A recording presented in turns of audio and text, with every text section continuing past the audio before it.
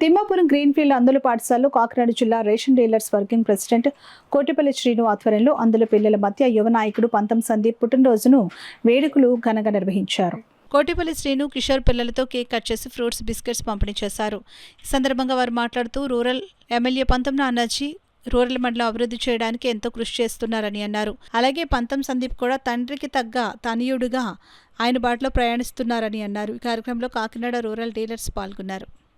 మా ప్రీతం నాయకుడు కాకినాడ రూరల్ శాసనసభ్యులు తనయుడైనటువంటి పంతం సందీప్ గారి పుట్టినరోజు వేడుకలు అంటే అందరూ కూడా ఈ ఫ్లెక్సీలు రకరకాల వివిధ కార్యక్రమాలు చేయడం జరుగుతుంది. అయితే మా ఎమ్మెల్యే ఆదేశాల ప్రకారం కాకినాడ రూరల్ తిమ్మాపురం గ్రామంలో ఉన్నటువంటి గ్రీన్ఫీల్డ్ స్కూల్ నందు వికలాంగులకి అనాథ పిల్లలకి పుట్టినరోజు సందర్భంగా మరి పళ్ళు స్నాక్స్ పంచిపెట్టడం జరిగింది. అదేవిధంగా మరి మా యువనేత ఇటువంటి పుట్టినరోజులు మరెన్నో జరుపుకోవాలని కాకినాడ రూరల్ మండలం రేషన్ డీలర్స్ తరఫున మరి ఆ దేవుని మనస్ఫూర్తిగా కోరుకోవడం జరుగుతుంది. నానాజీ గారి కుమారుడు శ్రీ పంతం సందీప్ గారి పుట్టినరోజు వేడుకలు ఈ రోజునే మేము కాకినాడ గ్రామ సభలో అచ్చిపేట సెంటర్లో ఉన్న అందరి పాఠశాలలో జరుపుకున్నాం.